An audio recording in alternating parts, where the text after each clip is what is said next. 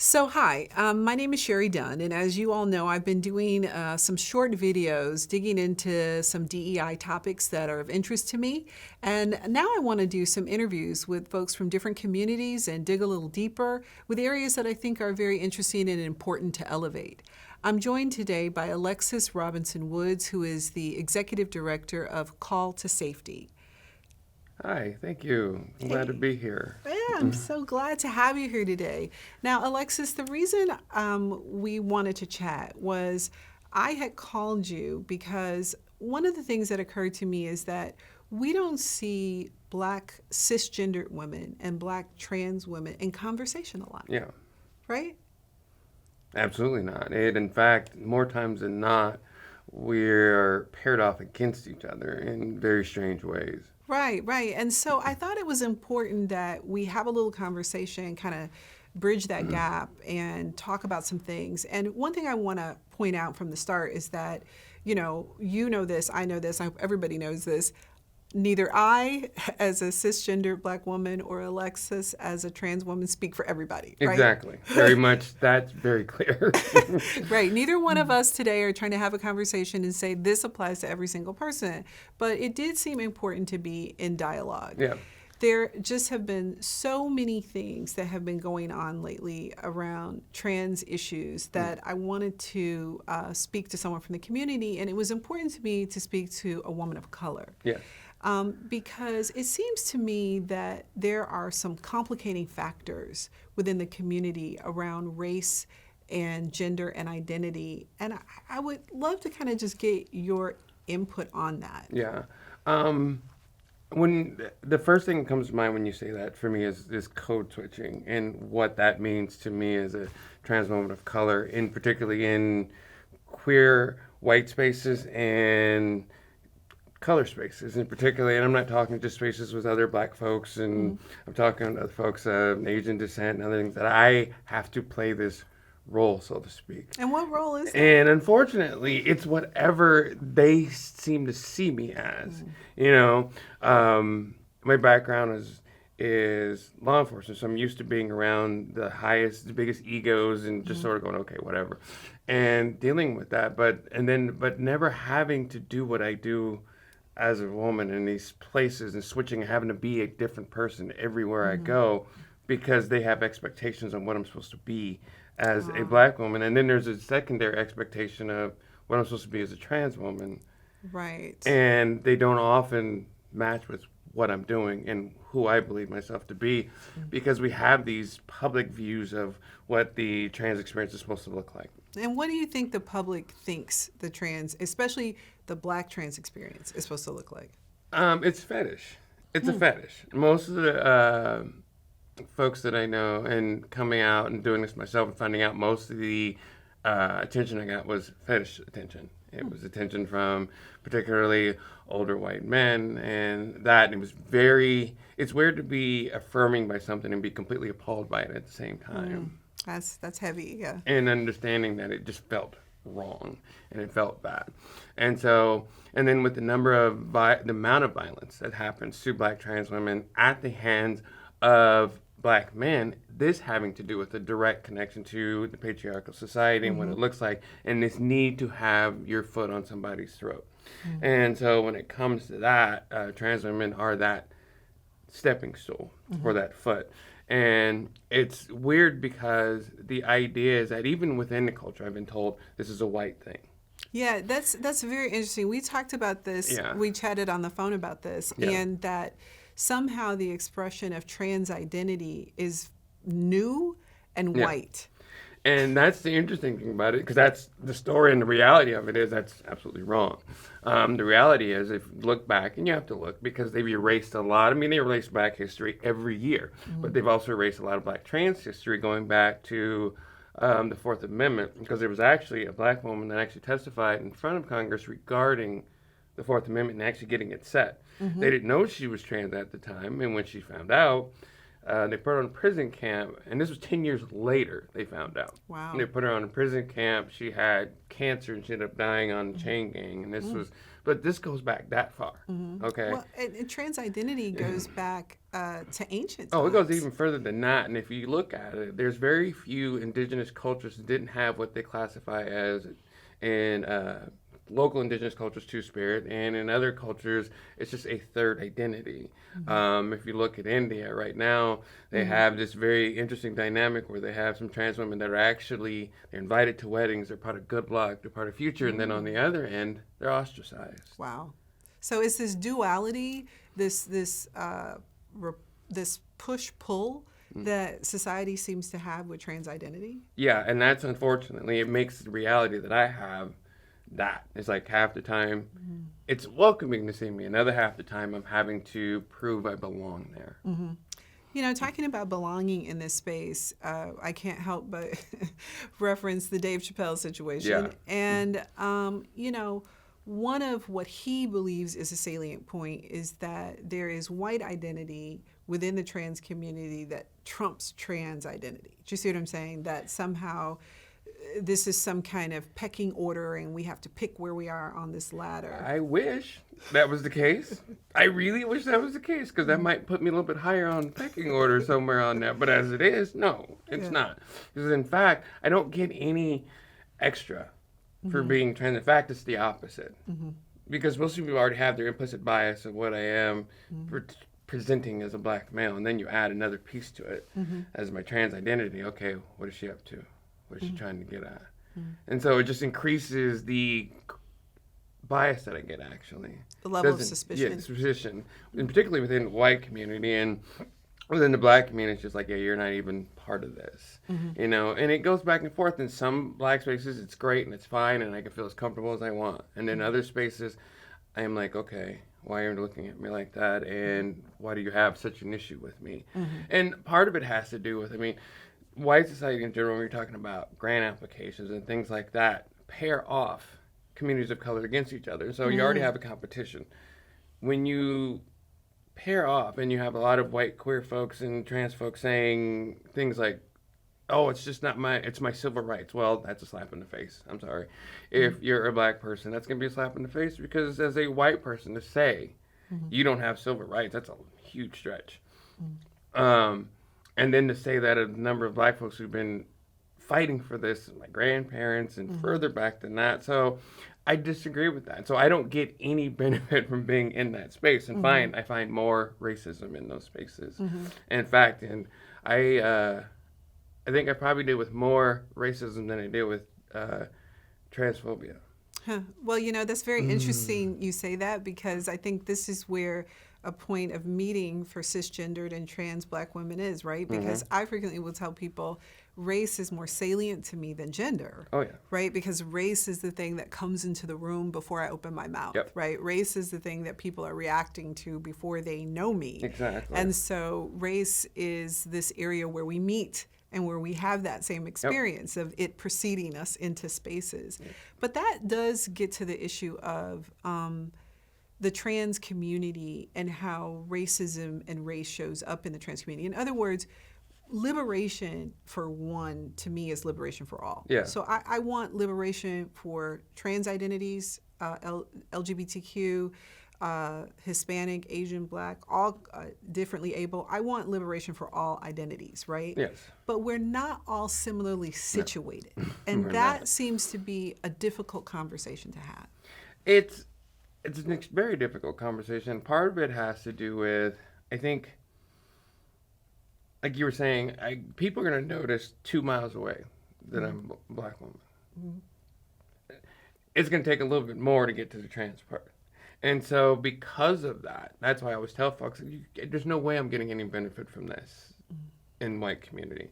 And so, but what happens in the trans community, white trans community, is it seems a lot of that they are, I don't want to be, so put this nicely, that they're riding the backs of folks like Marsha P. Johnson and folks like that who are up front getting ostracized, getting all the violence, and they sit back and they wait to see what we do. And if it works, then they come running in and want to be part of that. And it's like, okay, but you're not the typical experience, you know? And this, to me, it's like, okay, you're saying your whiteness precludes everything else, so you should get extra benefit in your trans identity because you're white. And they're not saying it out loud, but it is the horrible place in the world to be in a support group as the only trans woman of color with others, because then you start, it's very clear then. It's just this thing that we are separate from that.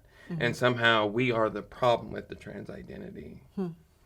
Well, you know, it's interesting because intersectionality is a concept that really relates to the intersection of law and race, but we use it colloquially now, related to just general intersections, right? Yes. And so trans identity, LGBTQ identity related to race is a factor. Like we can't absolutely. ignore that factor both ways, right?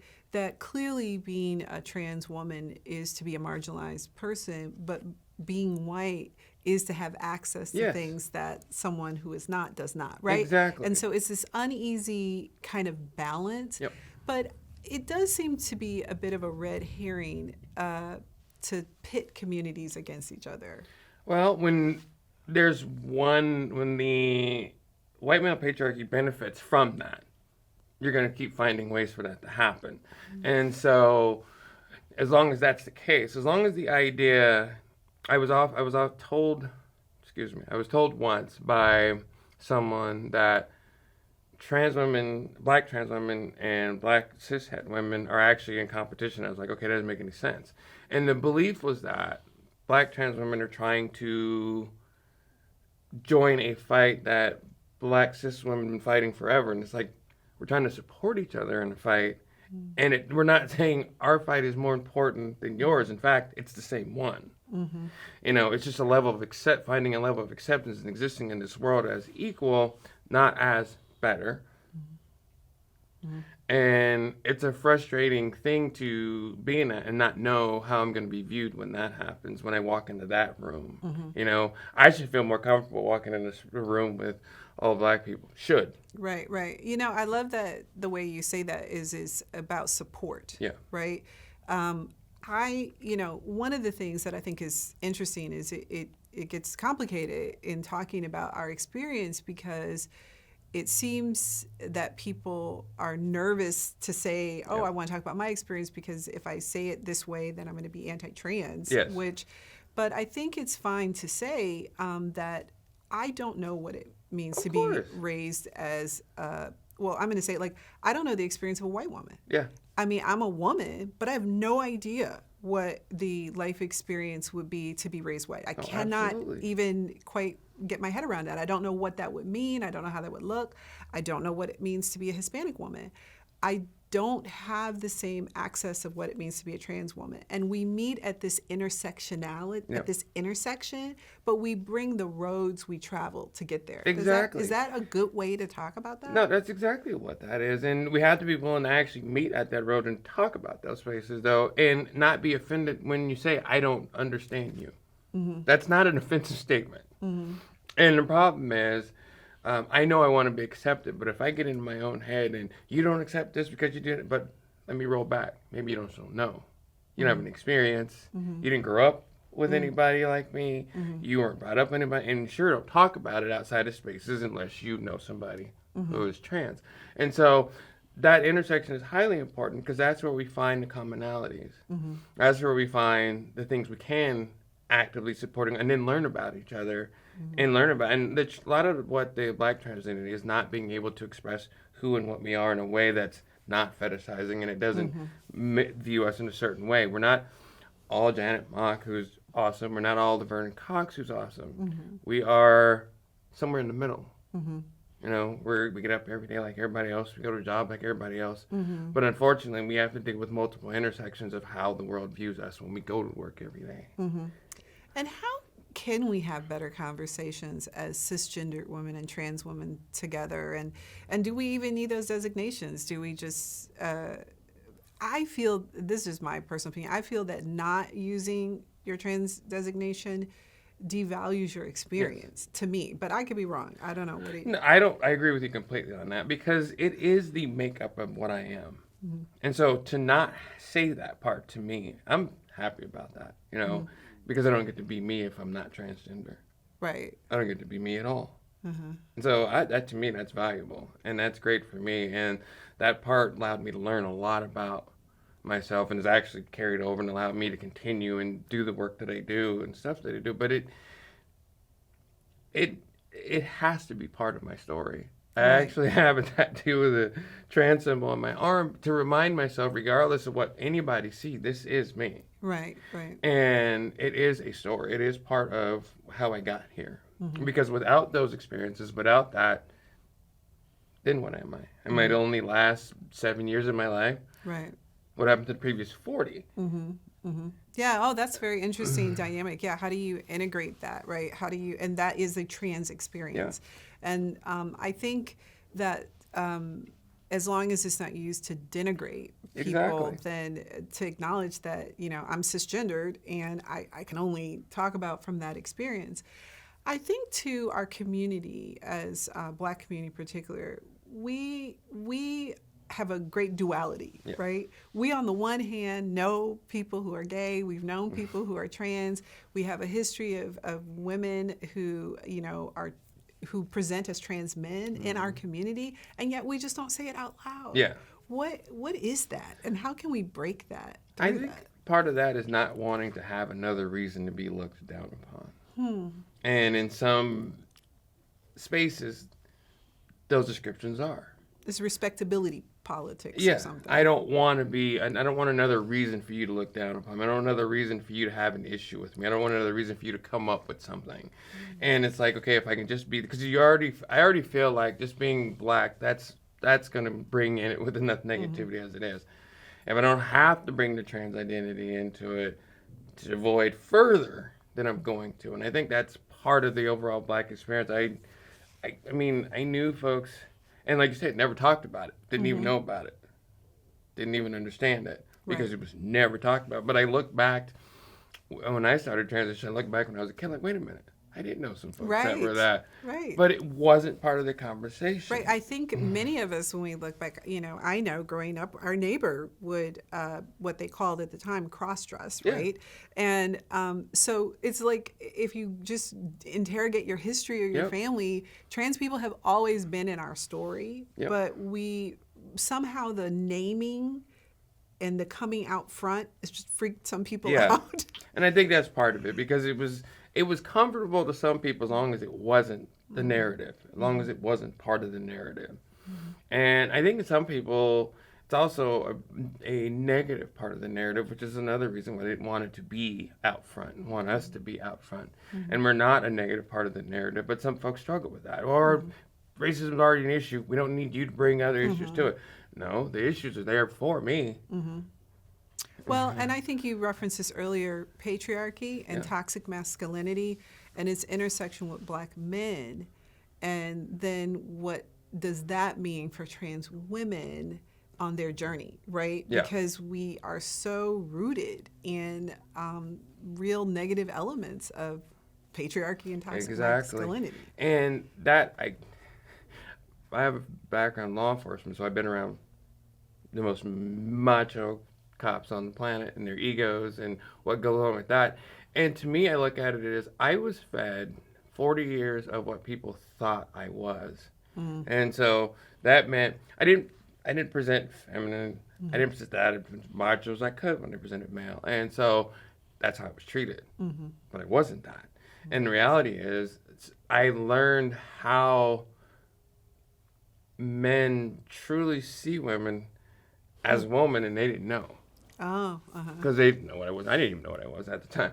And so I look back on being in the locker room and having these conversations, and how these conversations about femininity and women were just derogatory as all get out, and it was joking. And it was just general conversation. It was everyday thing. And I think we go, oh my God, we're in trouble. We are in so much trouble. And so that's what this is. It's that control and that patriarchy, and it just moves down steps. And with Black men being more or less, they're slaves to professional sports right now. I don't want to get into that. But it's a pride thing. I think it's a lot of black trans women who succumb to death at the hands of a black man. It's about pride and their status in their community, in their space. That And masculinity. and that masculinity is questioned if they're with a trans woman. And that's just not acceptable, and particularly the black male community. You don't question masculinity. And do that. That was one of the hardest things growing up, was having to be tougher than everybody else, having to be more masculine, because that's what the world expected of the black man, dating clear back to slavery. So hiding this element of yourself, this essential element of yourself that you now get to have. Well, when it comes to trans identity in the workplace, what are some things that, I know you've done some trainings with organizations. I know this is something you do talk on.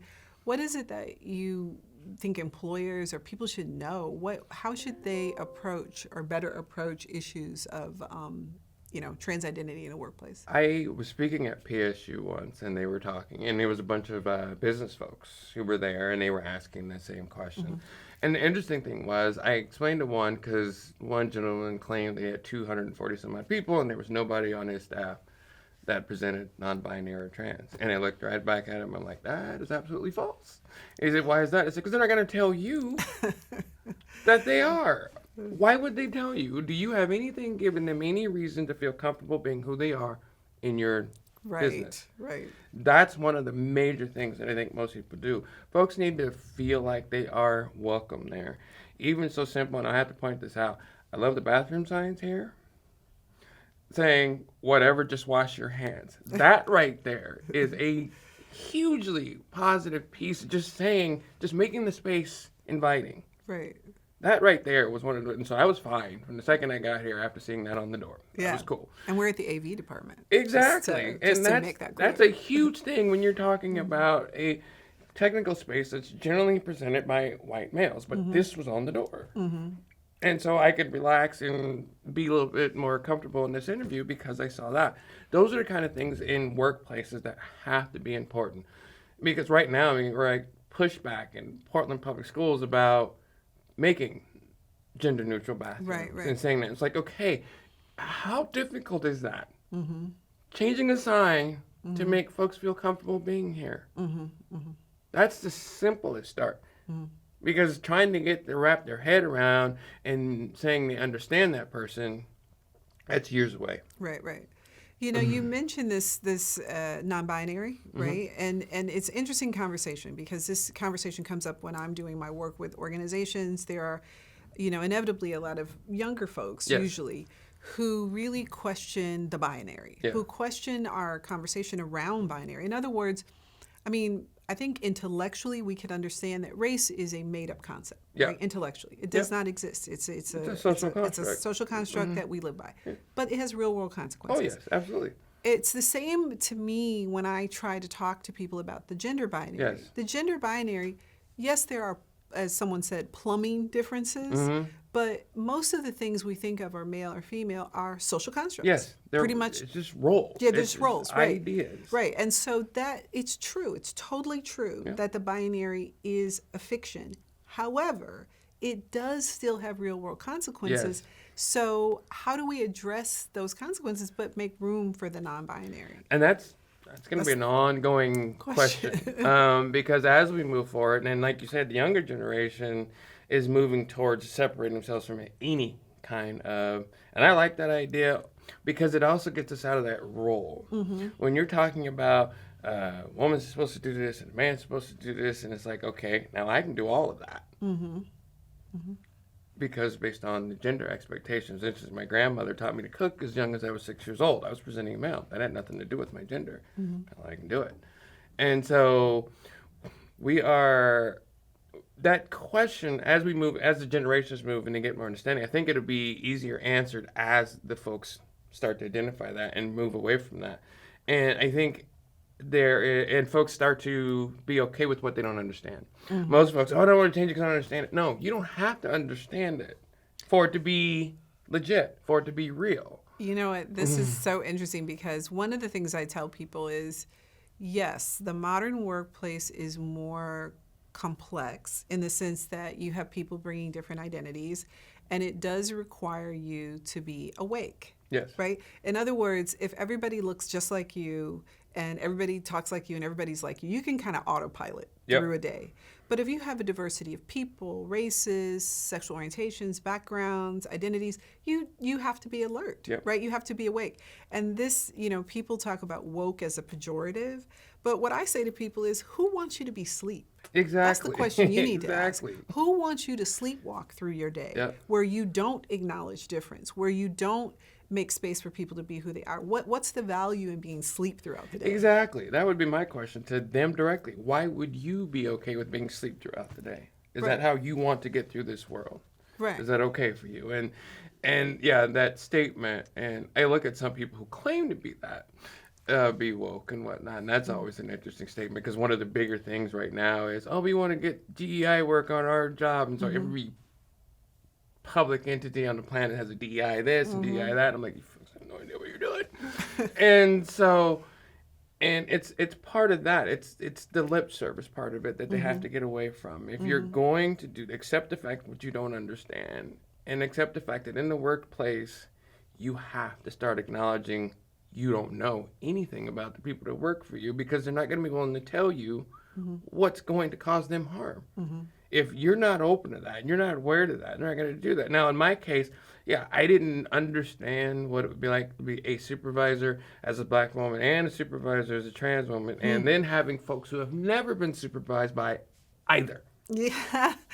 Wow, that's a different leadership of color dynamic. Right? Yeah, and so it's a balancing act. I've been at executive director a year now, and so I guess I didn't understand how that looks in this world and what that looks like. And so it's been interesting, because I have to acknowledge that my staff still just sees me as the boss. And I'm like, do you understand that my role is set up for a 45-year-old white woman with 2 kids and a husband, not a 49-year-old black trans woman? So which means by design, I cannot be what any of your supervisors were before me. Yeah.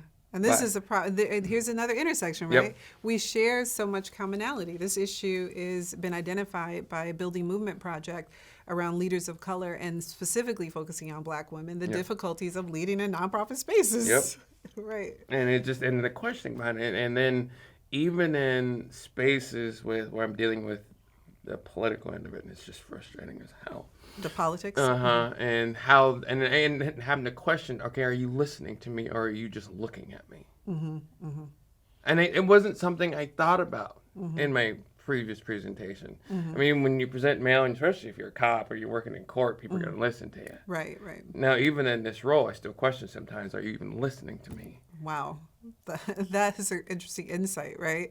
And I think women of color and black women are very familiar with that experience. We are familiar, we know that experience intuitively, that people question our authority and are not used to taking directions from us or listening to us. And, there is also this weird intersection too about this feeling about the hyper almost masculinization of black cisgender women, right? Like people expect you to be angry, to have a fight. Oh yeah, I've already got the angry black woman in the room thing, and I'm like, holy smokes! And when I start getting what I know my sister has always got, because my sister's awesome, what my mom always got, and that sort of thing, and then I start experiencing this thing. It's one thing to watch it and see it and go, yeah, that's ridiculous. It's a whole nother when it's coming at you and you're like, are you kidding me? Yeah, I just said hello. Yeah. And apparently I'm mad. Yeah. Yeah, and I'm like, and it's so frustrating, because I'm like, you haven't heard a word I said, because you are stuck in this implicit bias about what I'm supposed to be. And then the concept of resilience. Black women are resilient. Black women are resilient because they've been stepped on and beat up and whipped forever. That does not sound good to me. But it means you've taken so Many much. blows, yeah. You've taken so much. And so when I hear that, I'm like, oh man, can we stop doing that? Because we have to, I mean, yeah, I appreciate the fact that I'm resilient. I don't want to be. Right. I don't want to have to be. There's a meme out saying, I don't need anything else to make me stronger. Exactly. I don't need anything else to try to kill me to make me stronger. I'm good. Yeah. So yeah, I just really appreciate the opportunity to chat with you and to have a conversation. I personally don't see, us in conversation as women a lot. I don't see Black trans women and Black cisgendered women really talking a lot in public spaces, or coming to each other and saying, hey, I want to know about you, I want to talk about you, I want to support you. And so I just really, really appreciate you taking the time today to chat and opening yourself up. And hopefully, the folks who take a look at this video will get something out of it. But I'm so happy to know you, and thanks for coming. Oh, well, thank you for having me, and thank you for giving me this opportunity. I don't get these particular ones all the time, and so thank you. Awesome. Thanks so much, Alexxis. And thanks for checking us out.